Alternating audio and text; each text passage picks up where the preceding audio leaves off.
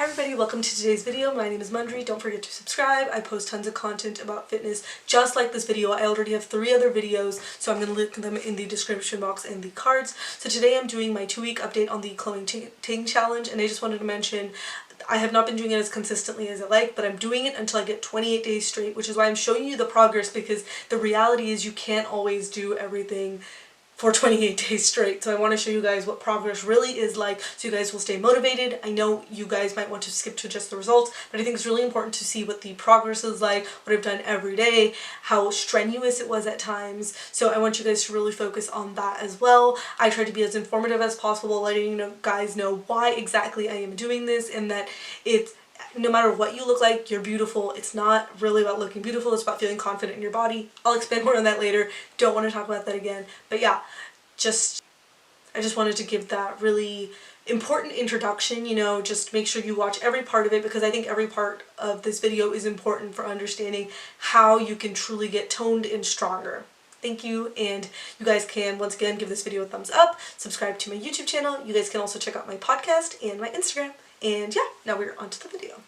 There will be timestamps in the description box so you can figure out exactly what information you're looking for and go to there. Right now I'm going to be talking about what I ate. So I basically try to only eat 2 meals a day. It just keeps me less ravenous. It's kind of on the schedule of intermittent fasting, so I will eat around 11 or 10 a.m. for breakfast / a lunch, and basically I will have a burrito. So I will have basically, I think it's a flour tortilla with 2 eggs scrambled, and I will add spinach to it. I don't add things like sour cream and guacamole, which tend to be fattening.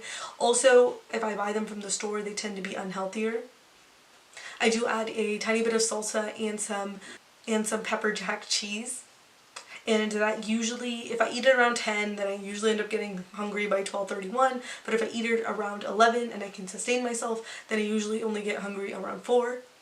For dinner, I try to stick to a salad, and basically I will have spinach, collard greens, cherry tomatoes. I will usually add some pesto to it because I find that just normal salad dressing is plain, so that probably makes it a little bit on the fattening side. So that's not probably the best idea, but it does definitely make it tastier, so that solves that problem for me. And I never add extra cheese because pesto tends to have some cheese in it. I also like the taste of pine nuts in there, so that definitely solidifies it. I will also add some carrots and bell peppers to the salad.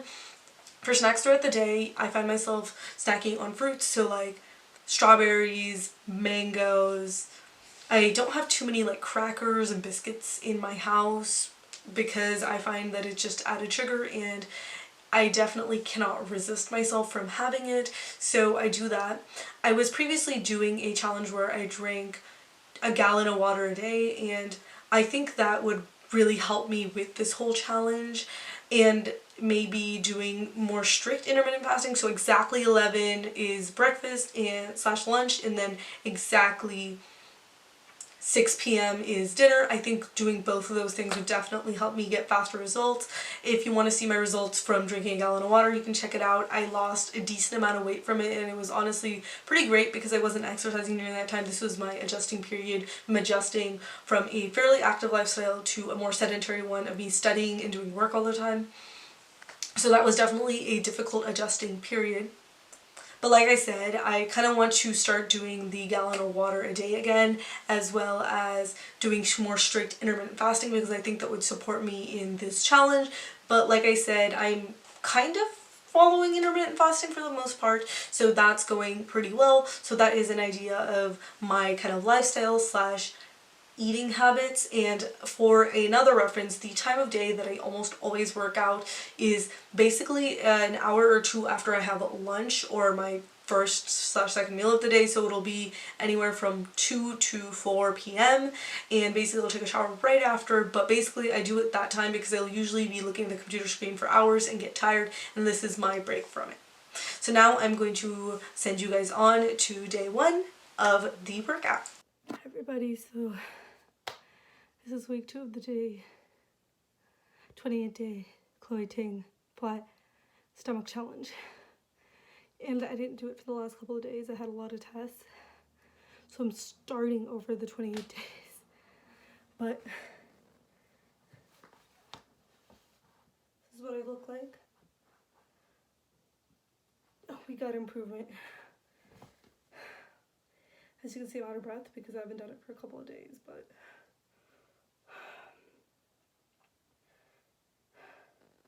I want results, so I can't quit, and if I stop one day, then I'm going to start over from the beginning until I can hit 28 days straight.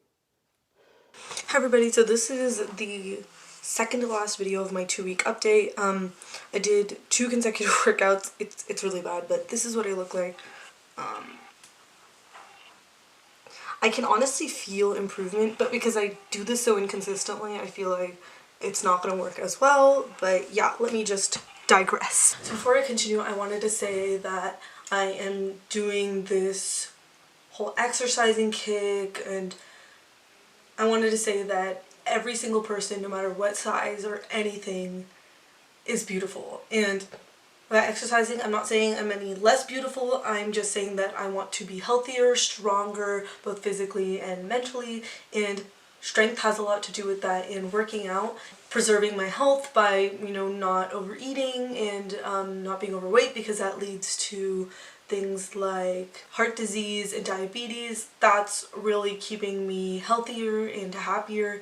And yeah, that's the reason for me specifically, although I think no matter what size you are beautiful. I think that being healthy is also really important because being obese can cause heart disease and diabetes, and I know this because every single one of my grandparents suffer from that, and so do both of my parents. So it's really important to me that I not fall into the same footsteps, because unfortunately they're at risk for basically a bajillion different things. And basically when I went to the doctor, just because my parents have diabetes and I have a higher chance of getting it, you can lose all feeling in your nerves and your legs. You have a higher chance of going blind. There are all these things that they had to test me for, and there were at least 15 of them. So I want to prevent my chances as much as possible of getting any of those things. So that's why I exercise. It's to, prevent those things, and also I like being active, I have to say,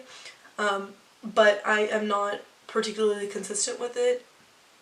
I want to become stronger. For most of my life I've had no upper body strength, and honestly I've noticed like my stamina is on and off, and I just want to have a consistently good stamina. I don't want to feel tired after going hiking once every 5 months. So I'm doing this with hopes of becoming stronger physically and mentally. I think every time I've exercised, I've ended up feeling better throughout the day, and there's something that shows, there are studies that show that cognitive function is improved by exercising. That's why I like to exercise periodically throughout the day. I try to do it in the morning, but sometimes I just can't muster it, so I will usually end up doing it like halfway through the day. I know you might want to just skip to the results, and I totally get that. I would too, but I think it's really important to know that know why I'm doing this and why health is so important to me. So please just hear what I have to say, and let me know in the comments what you guys think about that. So this week was particularly rough. I had like 3 exams, so I have to say I only exercised 2 days consecutively, but I'm on that streak, so I'm hoping to really stick with it and actually do it consecutively for 28 days. So my new thing is I will not stop until it's 28 days consecutively. So every time I mess up, I kind of just start from day 1 in terms of I'll do the next workout in the line, but when I get to day 29 and I realize that I haven't done it consecutively, I'll start at day 1 and go again. So yeah, there'll be another update later today after I do today's workout, because I have to, so I can get 3 days consecutively, because my high streak is 2 days and that is pathetic. So yeah. Hi everybody, so this is day 3. This is the end of week 1. But the reason why I'm saying day 3 is because this is the 3rd consistent day. Even though this is the end of week 1, I am only counting days that I'm consistent. So I have to do 28 days straight. This is how I look. Literally cannot tell if there's a difference. It feels like a difference all the time, but you never know. It's all small things usually that you can't see. So I'm going to do just a little bit up closer. This is what I look like.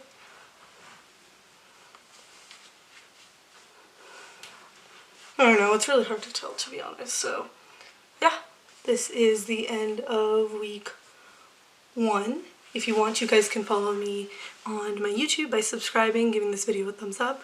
I also have a podcast and Instagram, so you can check those out. Otherwise, stay tuned for my next update. Bye!